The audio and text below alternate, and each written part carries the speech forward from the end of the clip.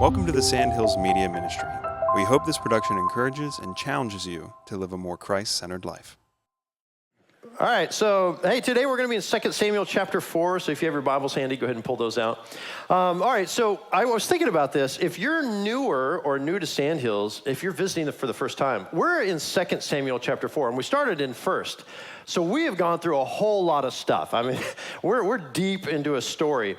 Despite that, I think you'll be able to pick up on what's going on today. But if I were to summarize it for you, so 1 Samuel is really all about Saul becoming Israel's first king, rising to power, but through his journey, launching into a kind of disfavor with the Lord because he doesn't honor the Lord. He doesn't submit to the Lord. And so it gets to a point where the Lord no longer wants him to be king.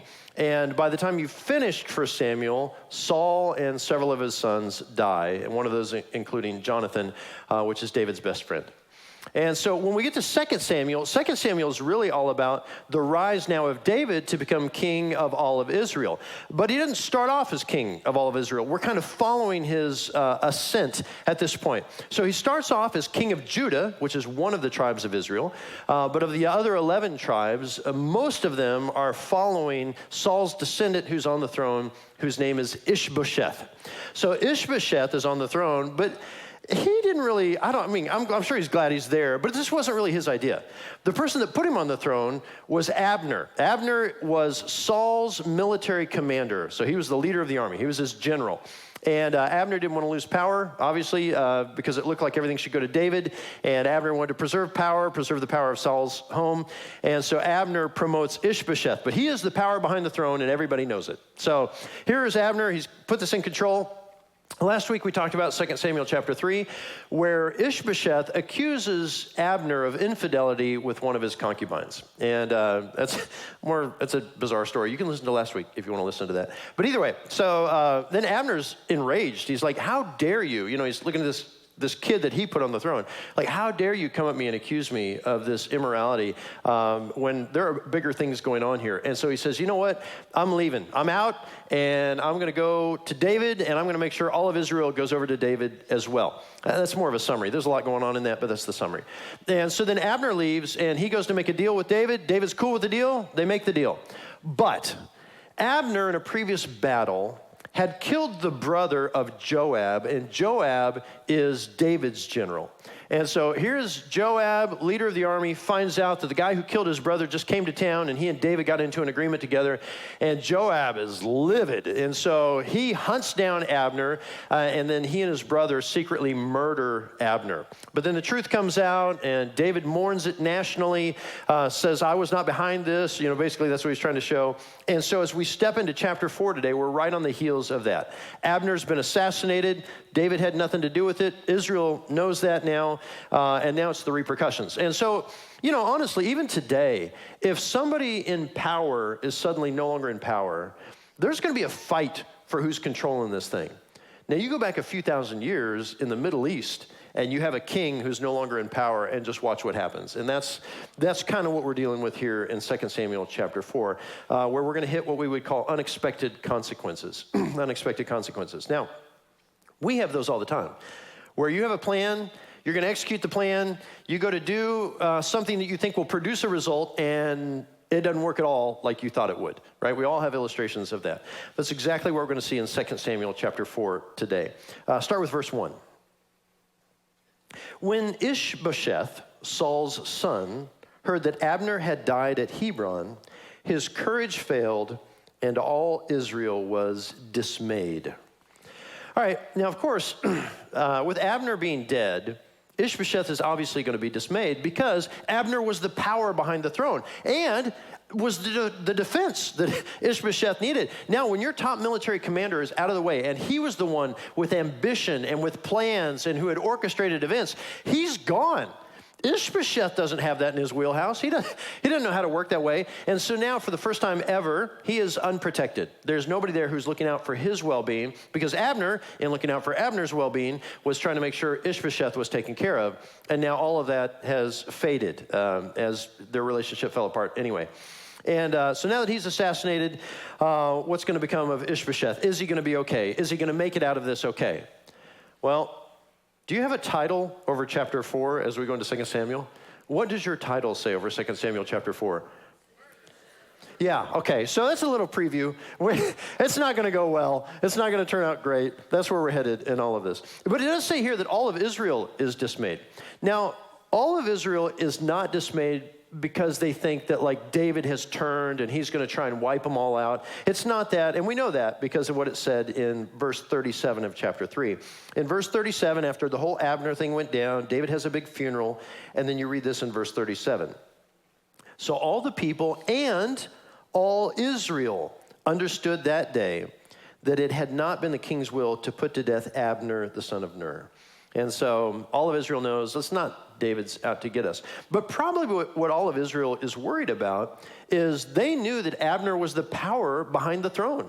And that power is gone. And they're thinking, what do we do? How do we make it if we no longer have a strong leader in our country? They have no faith in Ishbosheth, is what it is. They have no faith. So like, what are we going to do? With weak leadership, your country is in trouble, right? I think we know that as well, right? So like, you've got to have good leadership, and they don't, and they're worried about what's going to happen now, and so this is why they're all dismayed.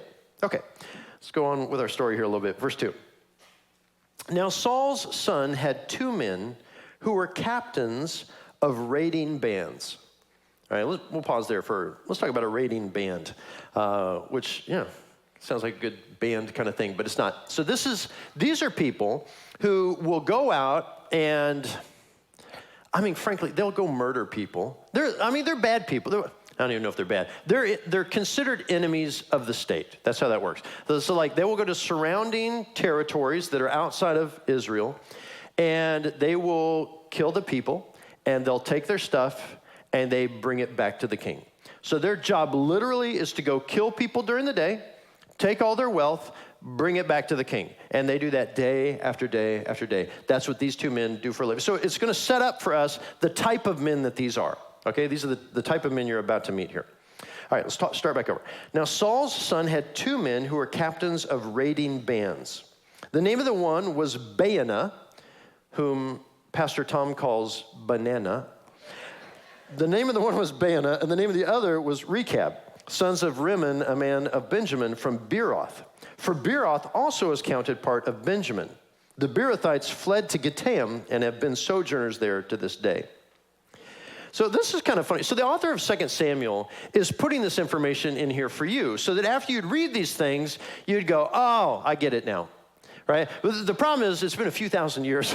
So the stuff he's talking about is not as relevant as maybe it was. And even for this pastor, I had to do some research in here just to unpack what's going on here. All right, let's talk about this. The Beerothites, at the end of this, it's just going to be a public service announcement is what it is. So the Beerothites were the original residents of the land, one of them. There were many. So if you remember back in some of the Bible history, if you've read some of the Bible or know a little bit about this from your past in church, so when Israel went in to conquer the land of Canaan, God gave them the command, I want you to go wipe out everybody and you take over the land. All right? That's what God said. He's God, he can do it. So they go in, they go to wipe everybody out. But when Joshua was leading the charge, Joshua was deceived by a group of people. It's this group of people. So and if you're taking notes, you can go to Joshua chapter 9 and you find what went down. So they were deceived by the Beerothites. So the Beerothites are the ones who deceived them. And what it's setting up for us is that these guys come from the line of the Beerothites. That like these two guys, they're deceivers by heritage, right? And then the Beerothites were actually enfolded into the tribe of Benjamin. The tribe of Benjamin is where Saul comes from. And so what the author is trying to tell you is that these two people who come from a line of deceivers actually now come from Saul's own line. So it's Saul's own line that's responsible for the death of his son. That's what he's trying to set for you. So the author wants you to go, oh, okay. Like, you're not doing that. And even if you do, you're like, all right. That'd be like me telling you, hey, did you hear that there was a man from South Carolina that was killed by another man from South Carolina? And you'd be like, yeah. Like, that's really not news. So there it is. The 2 Samuel. We're studying the Old Testament. This is the kind of stuff you get. All right, we'll go for it. So verse 4, Jonathan, the son of Saul, had a son who was crippled in his feet. He was 5 years old when the news about Saul and Jonathan came from Jezreel. And his nurse took him up and fled. And as she fled in her haste, he fell and became lame, and his name was Mephibosheth.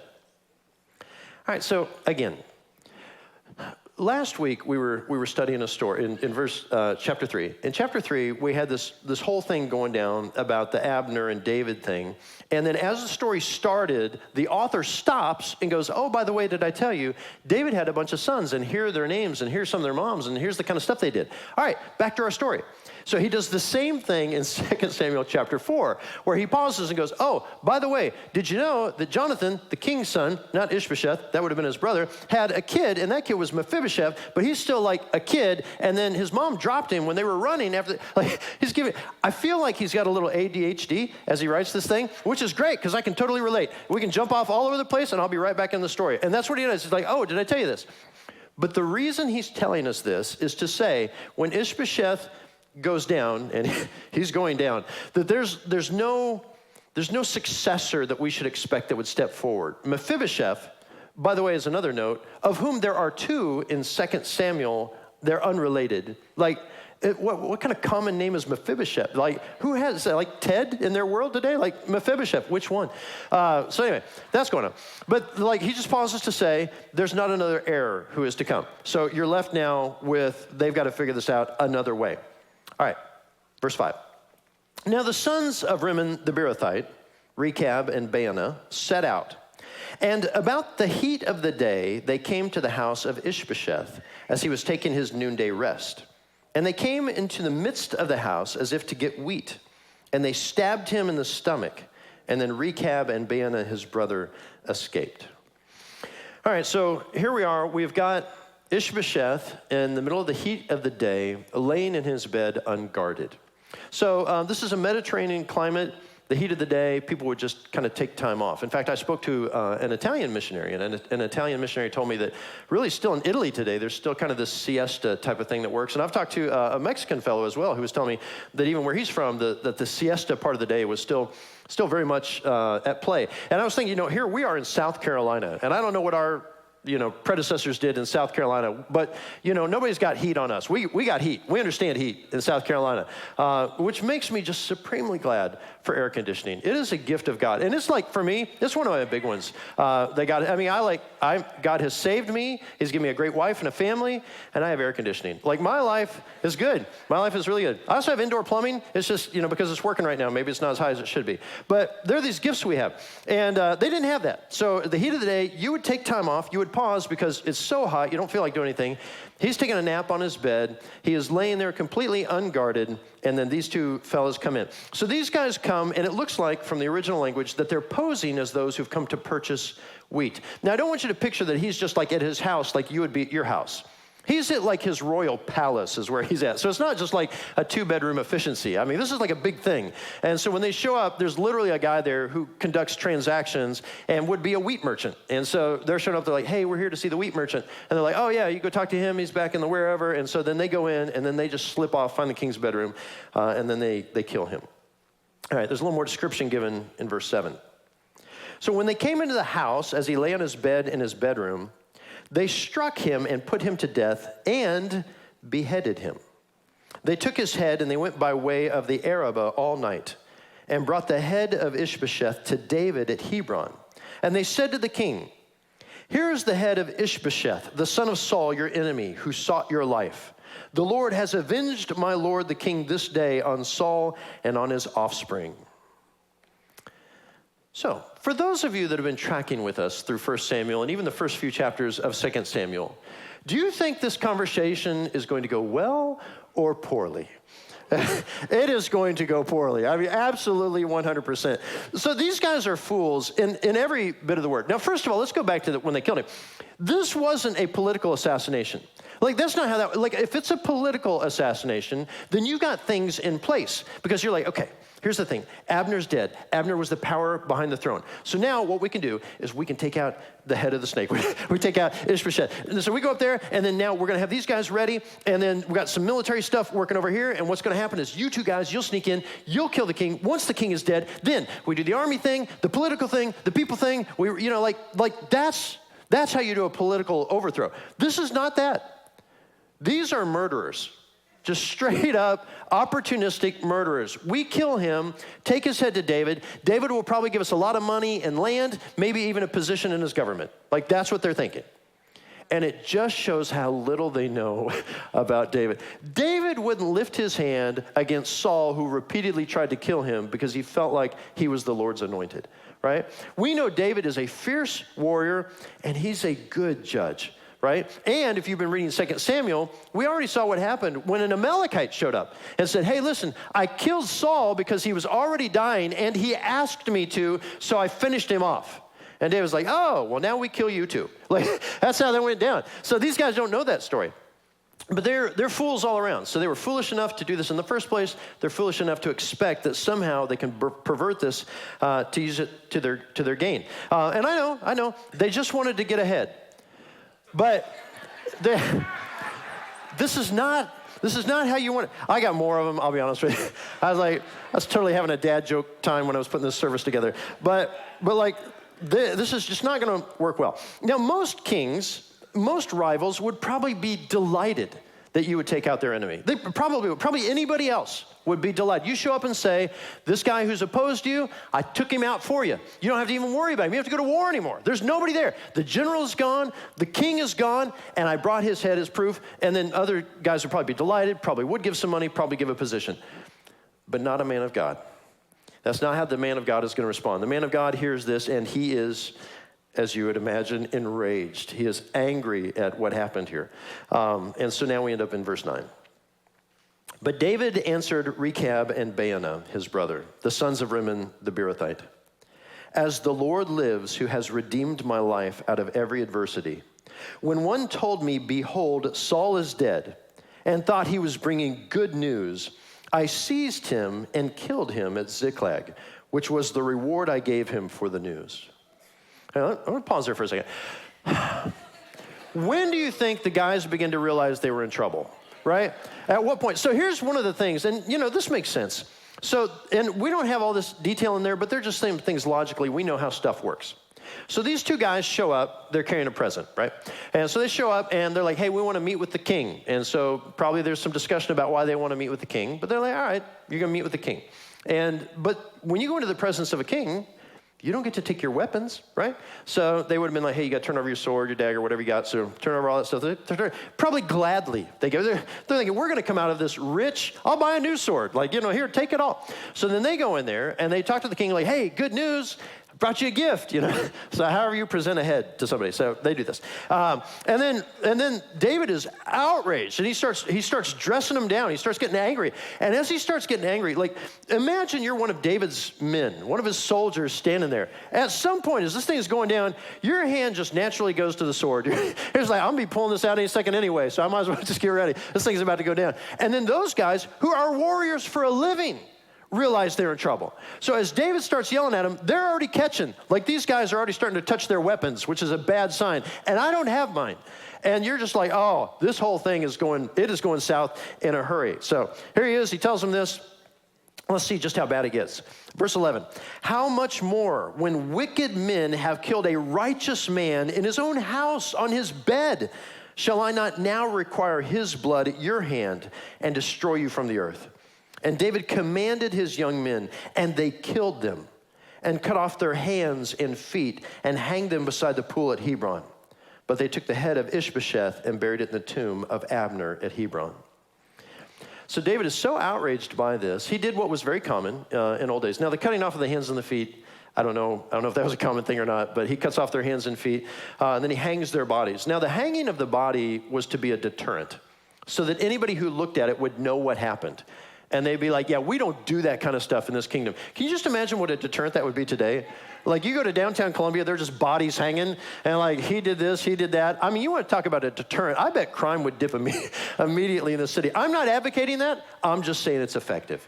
So they do that. And I mean, you think about the cost to these guys, the extreme cost. I mean, it almost cost them an arm and a leg. So it is... this is tough stuff here. So, all right, they've dealt with this. They put it out there. This was just a gruesome time of life. It's not how we would do things, but it's how it went down. So and this goes on. And then the final thing, which I think is just kind of comedic, they're like, well, what do we do with the head? Like, well, let's put it in the tomb of Abner. Like, that's just funny to me. Like, Abner's the guy that made him anyway, so let's just do it. So now they get to be together forever. All right, so now we've reached the end of the story. There's a thing with reading historical narrative, which is what we're doing. We're studying the Old Testament. We're reading historical narrative. So with historical narrative doesn't tend to end with, therefore, you follower of God, go do this. It doesn't tend to end that way. It's just sharing with us events that happened historically. But one thing we know as believers in the Lord is that God's character is consistent from age to age. The things he wants from his people are consistent from age to age. And so that as we study this story, from the character of God to the response of the people, there is something from which we can learn. And I think that about almost every story in the Bible. There's something we can learn from it. And so then if we're talking about lessons learned, what is a lesson learned for us? And I mean, the obvious is please don't murder people.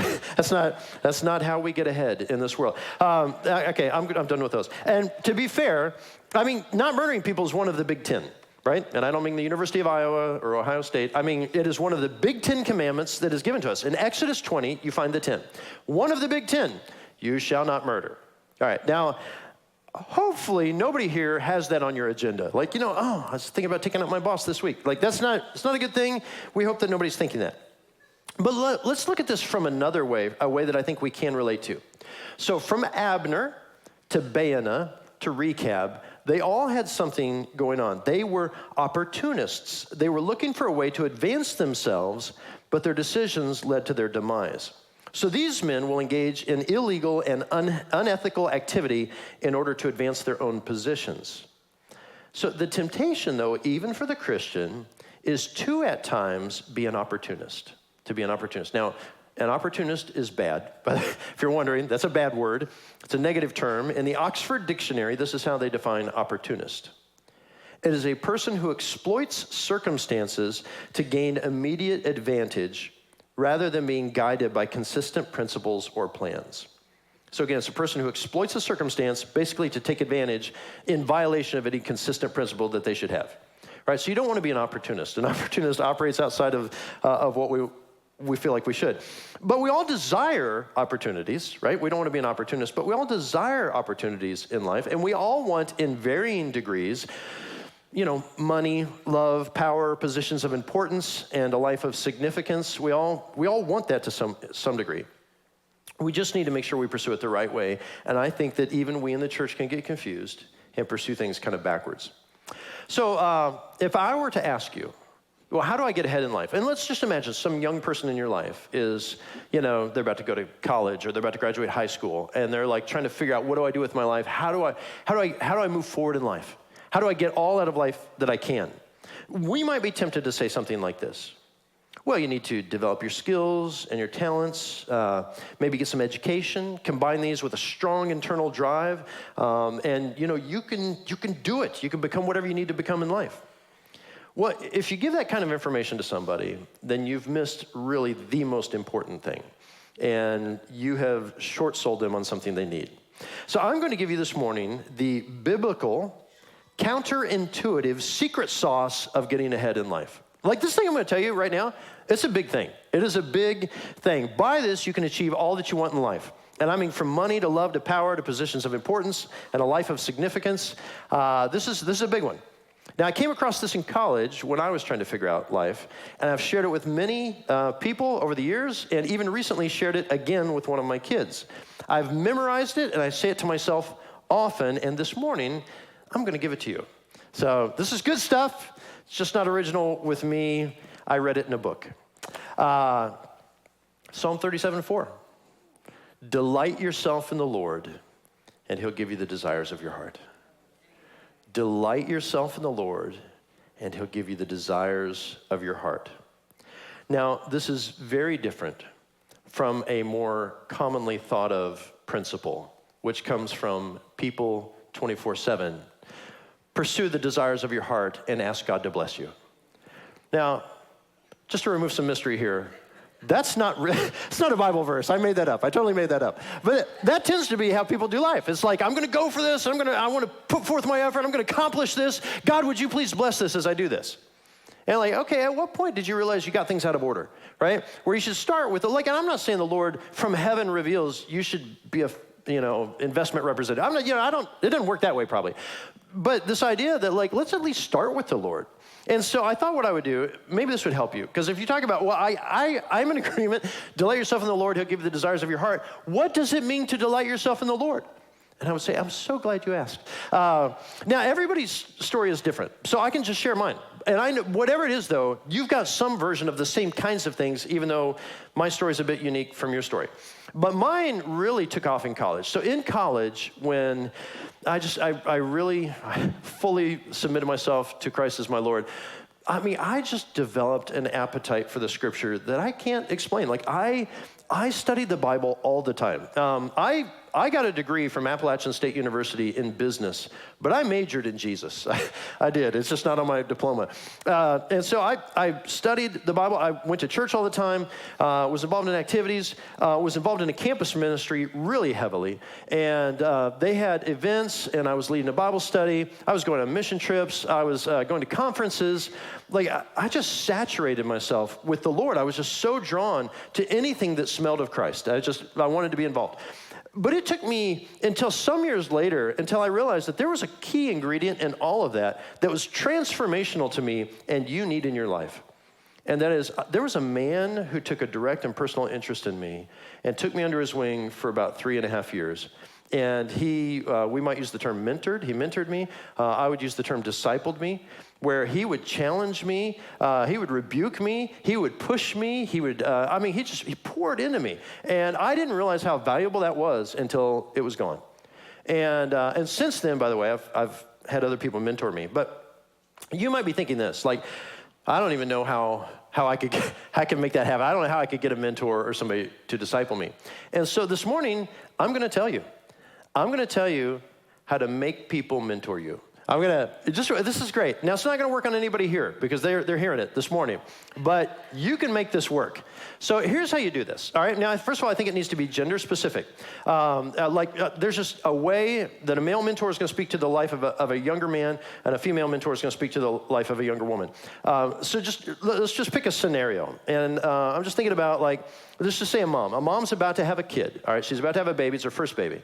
And she's concerned, first of all, just about how to raise the baby. Like, how do you raise a kid right? How do you make sure everything works okay? And then it's going to be very consuming. So maybe she's got a job or was thinking about getting a job, but now she's going to have a baby. And so she's like, I don't know, how do I do that? And then how do I, when I have this child, make time for all the other stuff in life, including my husband, including the church? How am I going to find some balance? And then what do I do when I don't know what to do? Like, you've got all these questions, right? So then what you do is you think, all right, I know some godly women, right? So, and I know there are some godly women, like, they seem great, their families seem great, their kids turned out okay. Like I want to talk to them, and I want them to pour into my life, but I don't know how to make that happen. All right, so the one thing you can't do if you want somebody to mentor you is you can't call them and say, I want you to be my mentor, all right? Because that sounds like, I want you to be my mom. Right? She didn't want to be your mom. Some of your own moms don't want to be your mom. Like that, it doesn't work. This is how it is. So that's not how we do it. Here's what we do. You come up with your list of questions that you have, A, B, C, D. Like, I got a bunch of them, but let me just start with these. These are my big ones. And so then you contact this person and you say, hey, listen, maybe you probably know I'm about to have my first child, and I just have a lot of questions. Like, how do I find balance, and how do I take care of my child, and how do I make sure I raise my child well, and how do I make time for my husband, and like, how do I balance this? Would you mind if we got together for a lunch or coffee, and I just went through some of those things with you? Now, if you do that, this is great, because most people do like talking about what they've learned in life, and they love sharing that with other people. And so that person will probably do that. And then you'll sit down with them, and you'll have your coffee or your lunch, and you'll ask these questions. And I encourage you to take notes. I think it's very beneficial. So take notes on what they say. But one thing you might find is that throughout the course of your time together, that after you finish that time, you really don't want them to mentor. You're like, I'm glad I didn't ask them to be my mom. Like, I don't think I want this mom, which is fine. There's nothing wrong with that. It's just sometimes it doesn't always click. But then sometimes it does. And so then you're like, all right, this is somebody that I would like to pour into my life. And so then here's what you do next. You say, at the end of the conversation, hey, I've really benefited from our time together. do you think that at some point in the future we might meet again? Right? Just once. You don't say, can we meet over and over again for the rest of your life? Right? That gets ugly. It's too much, too fast. Like, slow down. But let's just have one more meeting together. And that's kind of how you build it. Like, you just kind of build it. So think of some questions you've got about how to do life. Find somebody who's kind of doing it that way, putting Jesus first, and they've done it well. And so then you want to pursue them, and you just kind of start off this relationship and just see where it goes from there. And it's beautiful what it produces in your life, because this is what I've noticed. When you immerse yourself in Christ, you begin to smell different. You begin to take on the aroma of Christ. You begin to think, really, if I could say it this way, you begin to think the thoughts of Christ. And so when it comes to all those things we said people want in life, when it comes to money, you're going to learn about contentment. And you'll apply these stewardship principles you've learned in the scripture. And so you'll budget, you'll live within your means, you'll give generously, and yet still find you never lack for material resources. And when it comes to love, you realize that with love, you find your emotional gratification first in the Lord, and then in his people. And then, if God has it designed for you to marry and you wish to marry, that God will prepare a spouse for you, and you'll be able to work this out with them as well.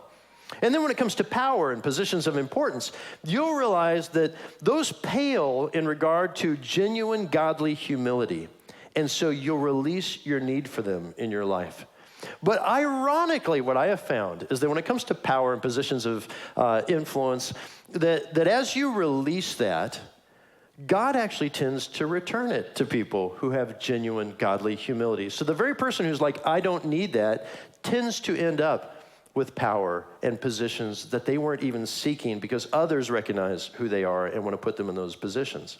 And then by way of a life of significance, I mean, how do you get more significant than offering your entire life to a Savior who has overcome death?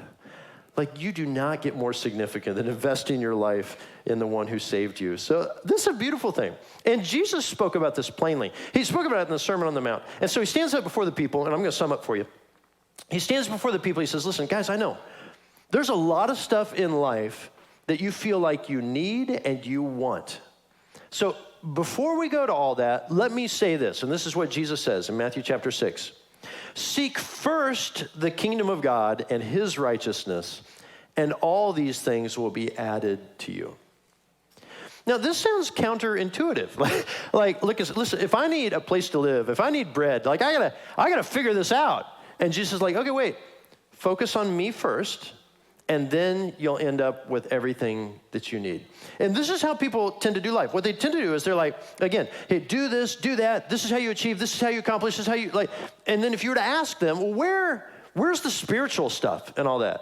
And they'd be like, oh, I mean, I'm a spiritual person. I'm a Christian. I go to church, right? It's just that, this is kind of like over here, I kind of do this. This is my church world, my I love the Lord world. I read the Bible and I pray. But then when it comes to how we do life, and you're like, are you living two lives? Like, is that what you can't live two lives. You're one person. So here's really what's going on. Either Jesus is first, or the world is first. But you're not living two lives. You're living one life with weird priorities, right? So it is either Jesus or nothing. So this is what I would say then when it comes to that. Let's adopt the counterintuitive way Jesus approaches life. When he says, seek first the kingdom of God and his righteousness, though it doesn't seem to cognitively make sense, this is how we do it. So now we're going to pull back, and we're going to make sure that we immerse ourselves in the Lord through the study of his word, the fellowship of his people, through prayer, through the obedience, through all of these things. And you will find that when you focus on the Lord, you'll get everything you ever wanted and needed. But if you focus on the world, you'll finish life with nothing. Lord, thank you for a moment this morning just to pause and be reminded of this really weird truth. It is really hard to explain to certainly people outside the church, that if you want all this stuff in life that you genuinely crave, it is only going to be found in and through a relationship with Jesus Christ. But if you focus on building up this kind of insulated world of wealth and love and power and prestige, that it's just going to leave you empty. So Father, may we, even we in the church, make sure we have correct priorities. And if any of us in here have gotten out of whack, then Lord, this morning, just draw our hearts and our minds back to you to remind us that Jesus always has to be first, and then you'll inform the rest. Lord, we love you and we praise you in your holy name. Amen.